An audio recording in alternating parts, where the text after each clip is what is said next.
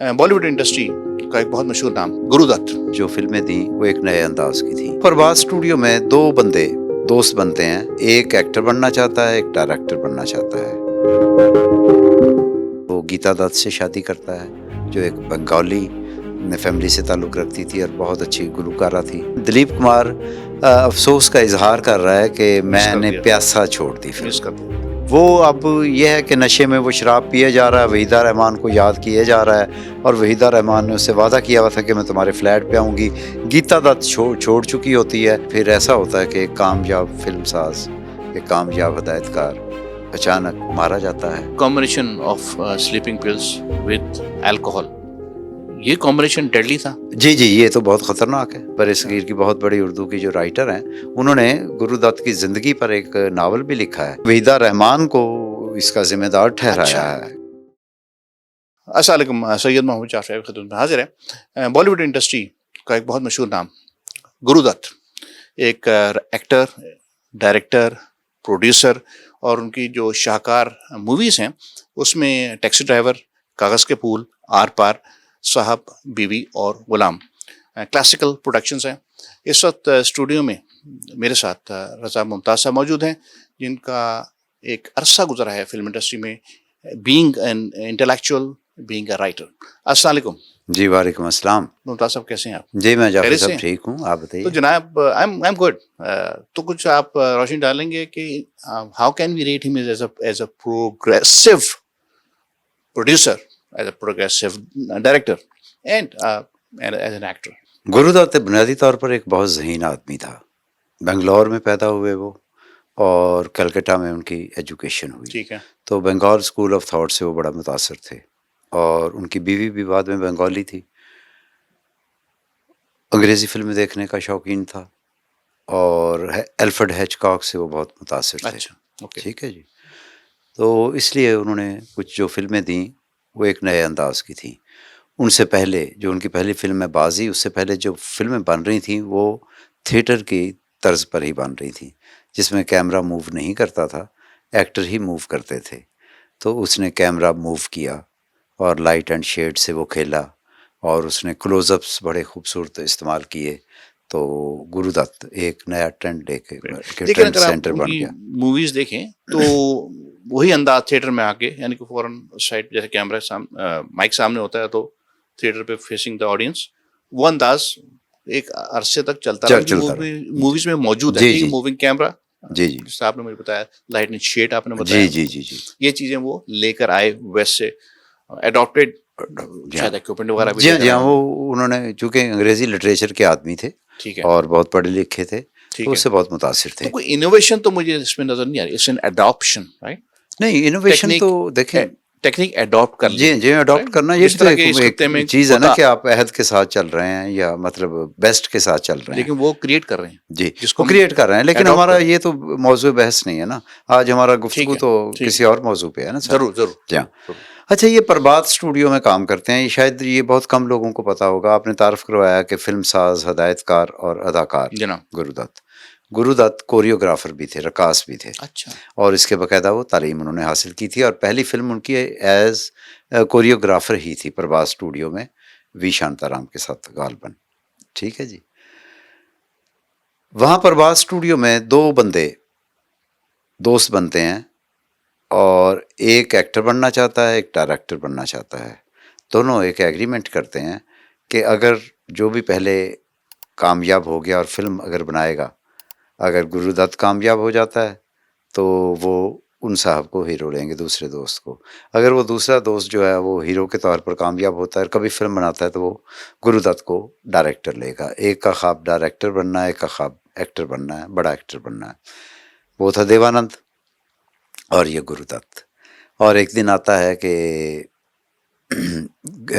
देवानंद को एक फ़िल्म मिलती है और उस फ़िल्म के बाद देवानंद बहुत बड़ा एक्टर हो जाता है और उस पहली फ़िल्म में ठीक है। देवानंद की गुरुदत्त ने भी रोल किया हुआ है। ठीक है, अच्छा, लेकिन बड़ा छोटा रोल है। गुरुदत्त जब देवानंद नवकेतन अपनी फ़िल्म प्रोडक्शन का आगाज़ करता है तो उसके बैनर तले जो पहली फ़िल्म है, उसी अपने मुआहदे को या वादे की ऑनर करते हुए वो गुरुदत्त को डायरेक्टर ले लेता है। ठीक है। ठीक है जी। और गुरुदत्त पहली बार उसमें वेस्टर्न स्टाइल लेके आता है, suspense, thrill, camera movement, action, ठीक है। और उसके बाद देव साहब चूँकि ग्रेगरी पैक से बड़े मुतासिर थे, वेस्टर्न ड्रेसिंग और हर चीज़, वो फिल्म सुपरहिट हो जाती है। गुरुदत्त का शुमार बड़े हदायतकारों में और देवानंद का शुमार बड़े अदाकारों में हो जाता है। तो ये बताइए कि इन्होंने ये समझने की कोशिश की कि लोग ये चाहते हैं, ये चाहत अपने दिल में दबाए बैठे हुए हैं, और हम ये चीज़ इंट्रोड्यूस करेंगे तो इट विल क्लिक। जबकि जाहिर बात है कि वेस्ट से तो इतने लोग इंट्रोड्यूस नहीं, द मेजॉरिटी इस खत्ते में तो नहीं थी at that period of time. जिसका भी एक्सपोजर था वो बहुत कम परसेंटेज थी। तो somehow he made a gamble maybe कि लेट्स इंट्रोड्यूस दिस, और एक आम रविश से हटते हुए हम करेंगे, इट मे ब्रिंग सक्सेस। और as you said he was an intelligent man, तो maybe he thought this should be a success. देखें, वो पढ़ा लिखा आदमी था, उसकी कहानी पे बड़ी नज़र थी गहरी, उसको स्क्रीन प्ले का बड़ा नॉलेज था, उसको खुद वो रकास भी था, उसको और म्यूज़िक की बड़ी सेंस थी। ये वजह कि ओपी नैयर को उसने लिया, और उसकी दोस्ती बहुत ज़्यादा थी, जॉनी वॉकर से भी दोस्ती थी। जॉनी वॉकर के साथ उसने बड़ा अच्छा काम किया, बड़ा अच्छा काम लिया, ठीक है। और बड़ी बेहतरीन फिल्में उसने प्रोड्यूस करवाई। और एक वक्त आया जब उसका नाम महबूब और के आसफ के लेवल पे होना शुरू हो गया। अच्छा। और उसके बाद वो गीता दत्त से शादी करता है, जो एक बंगाली फैमिली से ताल्लुक़ रखती थी और बहुत अच्छी गुलकारा थी। और उनकी फिल्में बनना शुरू हो जाती हैं, और उसका बैनर बहुत बड़ा बैनर बन जाता है, बहुत सक्सेस, बहुत दौलत, बहुत इज्जत, बहुत शोहरत। और फिर गुरुदत्त का ज़वाल शुरू हो जाता है, जिस पे हम बात करना चाहते हैं। अच्छा, ये बताइए कि सो ही wherever he projected himself as a actor, as a director, as a producer, all success. All success, all success. उसमें ये देखें कि प्यासा एक फिल्म थी जिसके लिए दिलीप कुमार को गुरुदत्त ने अप्रोच किया। गुरुदत्त उसका डायरेक्टर भी था और गुरुदत्त उसका फिल्म साज भी था। दिलीप साहब ने किसी वजह से इनकार कर दिया उस फिल्म के लिए। अच्छा, ठीक है। अच्छा, अभी आप यूट्यूब पर देखें, सोशल मीडिया पर देखें, तो दिलीप साहब के कई इंटरव्यूज़ मिलेंगे, अगर आपको मिल जाए तो इसमें आप दिखाइए कि जिसमें दिलीप कुमार अफसोस का इजहार कर रहा है कि मैंने प्यासा छोड़ दी फिल्म, मिस कर दिया। और प्यासा के बारे में CNN ने 2012 में उसको 25 बेहतरीन फिल्मों में करार दिया है। अच्छा, वाह, बड़ी बात। ये प्यासा का वो था स्कोर। अच्छा, उसमें ये होता है कि फिर एक खातून आती है मद्रास से, एक सूखी सी दुबली सी लड़की, लेकिन उसकी कमर बहुत कमान सीधी, ठीक है। और वो लड़की अप्रोच करती है, गुरुदत्त से मुलाकात करती है, और गुरुदत्त बड़ा हैरान होता है कि ये एक मुसलमान लड़की है और ये भरतनाट्यम जानती है। वो उसको अपनी फिल्म में एक डांस का एक किरदार, डांसर का किरदार देता है, जिसमें वो एक रक्स करती है सिर्फ। और वो एक दिन आता है कि वो गुरुदत्त की ज़िंदगी में दाखिल होना शुरू हो जाता है। This is happening in real time. Real time, यहाँ से ये शुरू होता है उसका ज़वाल, एक अजीम हदायतकार का ज़वाल। गुरुदत्त अपनी बीवी से कहता है कि ये कल्चर्ड लड़की नहीं है, इसको बोलना सही नहीं आता, इसकी हिंदी या उर्दू सही नहीं है, इसका अंग्रेज़ी एक्सेंट सही नहीं है, तो तुम इसकी तरबियत करो। वो उसकी तरबियत करती है और वो उसके घर में रहती है, और गुरुदत्त की वो ज़िंदगी में शामिल हो जाती है उसकी बीवी की हैसियत से, समझ लें। और जब ये उसकी बीवी गीता दत्त को पता चलता है तो उनकी आपस में झगड़ा होता है। गुरुदत्त घर छोड़कर दूसरी जगह शिफ्ट हो जाता है, कार्टर रोड पर एक फ्लैट ले लेता है रेंट पे, जबकि उसका बेंगलो जो है वो पाली हिल पे था और बहुत कामयाब वो हदायतकार था। फिर वो एक फिल्म बनाता है कागज़ के फूल, बिल्कुल, जो आज वो कल्ट फिल्म है, लेकिन उस वक्त वो डेड फ्लॉप फिल्म थी और उसको 17 करोड़ रुपए का उस वक्त गुरुदत्त को माली नुकसान होता है। और ये एग्जैक्टली जो आपने इनकी उनकी एक रियल उसी कहानी को उन्होंने उसमें तकरीबन। अच्छा, अब ये होता है कि गुरुदत्त जो है वो शराब का आदी था, नशे में उसको लज्जत आती थी, वो वहीदा रहमान के जिस्म की लज्जत का भी आदी हो गया था, और वहीदा रहमान को सिर्फ एक जीना चाहिए था। हमेशा जो है बड़ा एक्टर जो है, बड़ा हीरो है, वो किसी भी हीरोइन के लिए, किसी भी छोटी अदाकारा के लिए वो मरकज़ होता है। वहीदा रहमान गुरुदत्त को छोड़कर चली जाती है उस कैंप में जो देवानंद का कैंप था। अच्छा। देवानंद उस ट्राइका का हिस्सा था जिसमें राज कपूर है, जिसमें दिलीप कुमार है और बिग गन्स। Big guns. तो गुरुदत्त उस लेवल पे नहीं था क्योंकि वो शक्ल का भी ज़्यादा कोई खूबसूरत आदमी नहीं था, लेकिन ठीक। बड़ा मतलब एक्टर बहुत अच्छा था। जैसे प्यासा का उसका रोल जो है, इतनी मोटी ऐनक है, जब दिलीप साहब ने हाँ कर ली और दिलीप कुमार पहुँचे नहीं सेट पे तो इतला आई कि दिलीप कुमार ये फिल्म नहीं करेंगे, तो उसने अपनी ऐनक उतारी और वो रोल किया और उस पर उसको फिल्म फेयर अवार्ड भी मिला।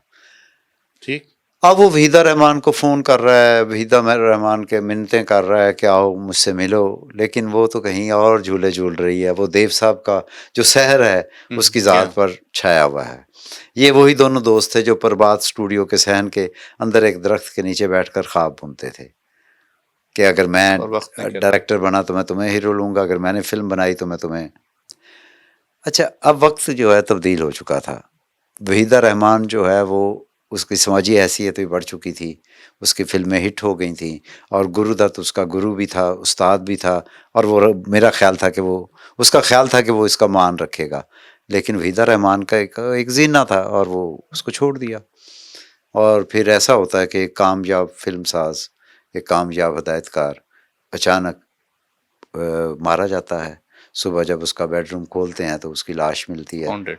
जा तो ये बताइए कि इसका मतलब ये है कि जो उनके अंदर एक करंट था, progressive current, adoption of new techniques and all that, तो वो जब स्पार्क कम हो गया, आप एक स्टैग्नेंट हो गए, चीज़ें आगे निकल गई, आप वहीं के वहीं खड़े रह गए, क्या ये वजह थी ना उनके ना डाउनफॉल ना की? ना ना ना कागज़ के फूल के बाद उसकी जो अगले फिल्में हैं वो इतना बिजनेस करती हैं कि उसका वो सारा जो वो खसारा था वो पूरा हो जाता है। अच्छा, और मेकअप हो कई फिल्मों में वो एज एन एक्टर वो कास्ट हुआ था और जिस रात उसकी डेथ होती है उस दिन अगले दिन उसकी साधना से मुलाकात थी बहारों के सपने के लिए और उसकी राज कपूर से मुलाकात थी और राज कपूर उसके बेहतरीन दोस्तों में शुमार होता था।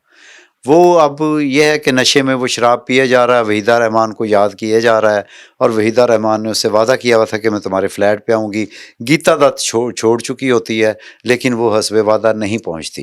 लेकिन उससे पहले जो गुरुदत्त को सदमा होता है, ये मैं आपके नाजरीन को बता दूँ, शायद वो नहीं जानते कि गीता दत्त भी एक नई राह तलाश कर लेती है।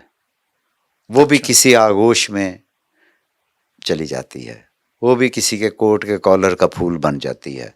और वो कौन था? वज़ीर अफजल नज़ीर उसका नाम था।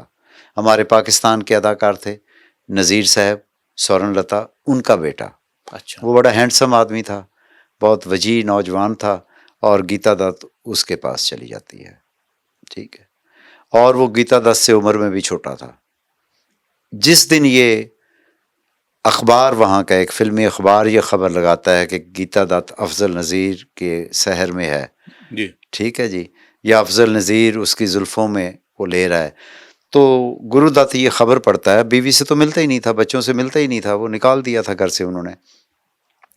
तो उस दिन वो टूटता है, उस दिन उसके अंदर का जो कर्ब है वो बाहर आता है। वो लगातार शराब पीता है, वहीदा रहमान को वो याद करता है, उसको फ़ोन करता है और फिर उसका आखिरी फ़ोन जो जाता है वो राज कपूर को जाता है, जिसमें वो कहता है कि राज मैं ठीक नहीं हूँ, मैं बहुत मतलब डिप्रेशन में हूँ, तो तुम मेरे पास आ जाओ, खुदारा ठीक है। मेरे पास आ जाओ, जी, जी। मुझे किसी साथी की ज़रूरत है, मैं तुमसे कुछ बातें करना चाहता हूँ। तो राज कपूर नहीं जानता था कि ये उसकी मेरी आखिरी टेलीफोनिक गुफ्तगू है, वो कभी इसके बाद बात ही नहीं कर ठीक है। पाएगा। तो राज कपूर ने ये कहा कि मैंने यार बहुत ज़्यादा शराब पी हुई है और ड्राइवर मेरा छुट्टी पे चला गया है, तो मैं ड्राइव नहीं कर सकता, तो तुम इजी होके सो जाओ, तुम नींद की गोली खाओ और सो जाओ, सुबह हम मिलते हैं, हमारी मुलाकात तय है। वो शराब के गिलास में गोलियां डालता जाता है, स्लीपिंग पिल्स डालता जाता है, पीता जाता है और वो मौत के घाट उतर जाता है। तो क्या ये खुदकुशी थी? ये बज़ाहिर तो खुदकुशी थी, लेकिन ये कत्ल करने वाली वहीदा रहमान थी और अच्छा। वहीदा रहमान ने ही उसको इस राह पे लगाया, उसने उसका घर तबाह किया और उसके बाद उसके साथ जो वादे वहीद थे, जब वो सुपरहिट हुई, जब वो स्टार बनी तो उसको वो भूल गई, वो नए लोगों के पास चली गई। अब इस उसको देवानंद की ज़रूरत थी इस अपने राह पे करियर। लगाने से मुराद के शराब नोशी में गर्क हो गया? नहीं, शराब नोशी तो वो पहले भी करता था। अच्छा, फिर किस राह पे लगाया?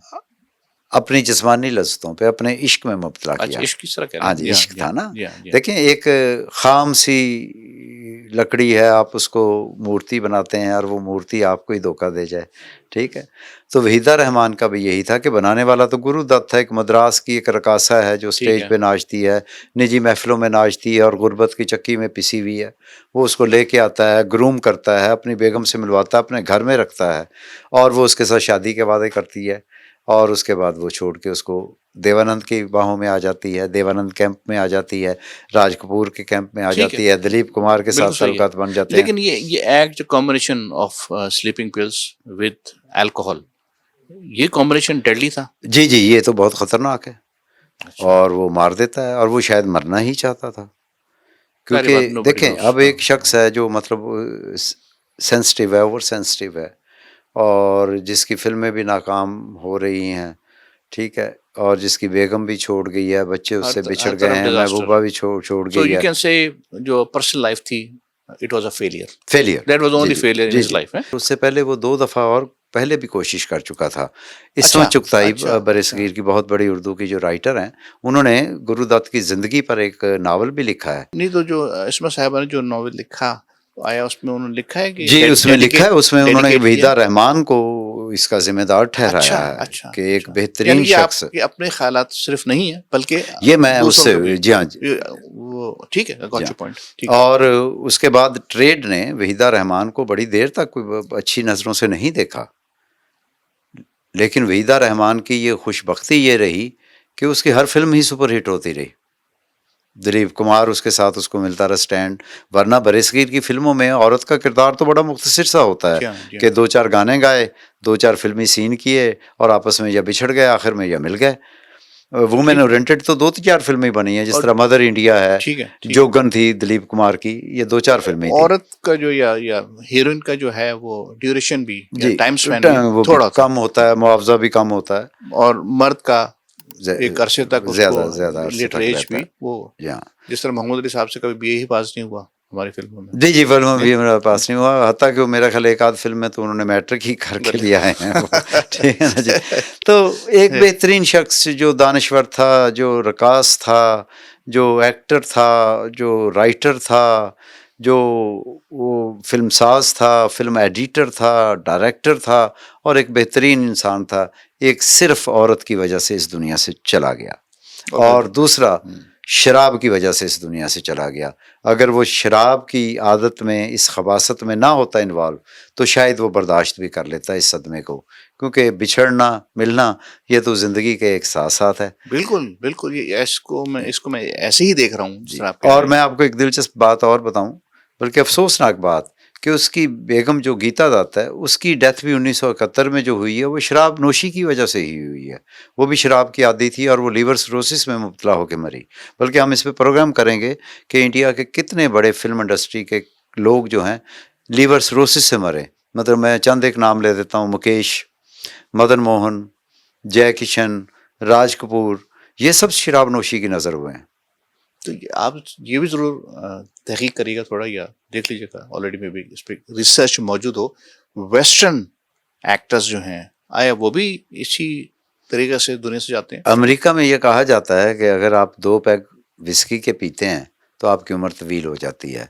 हमारे यहाँ जो है वो विस्की गम भुलाने के लिए जो फ़िल्मों में दिखाया जाता था, इसको बड़ा रोमांटिसाइज़ किया गया, इसको रोमांटिक सा कर दिया गया और ये दुःख भुला देती है, ये इसके लिए उस होती है, नहीं। जी हाँ, और उसके शायद वो पीते भी ऐसे मछली की कहते जी हैं हाँ, ड्रिंक इसी लाइक तरह अ फिश। कि आज बोतल तो ख़त्म करके उठनी बस है हाँ, वो या उस वक़्त तक जब तक कि गिर ना जाएँ, लहजे में लड़खड़ाहट ना आ जाए और या हम मौत के घाट ना उतर जाएँ। आप यही देखिए ना कि जय किशन इतना नामवर आदमी, इतना बेहतरीन कंपोज़र और सिर्फ़ चंद 34, 35, 36 साल की उम्र में वो लीवर सिरोसिस से मर गया। मदन मोहन दिन-रात शराब पी लीवर सिरोसिस से मर बस गया। वही। तो तो ये ख़बासत में मुब्तला थे। तो एक बेहतरीन इंसान शराब और औरत की नज़र हो गया। एब्सोल्युटली। नाज़रीन, आपने रज़ा मुमताज़ साहब के ख़यालात सुने। आप हमें अपनी आरा से भी ज़रूर मुत्तला फ़रमाइएगा। कमेंट बॉक्स अवेलेबल है आपको, और इसके साथ मैं आपसे इजाज़त चाहूँगा और आपसे फिर मुलाकात होगी एक नई एपिसोड के साथ। खुदा हाफ़िज़।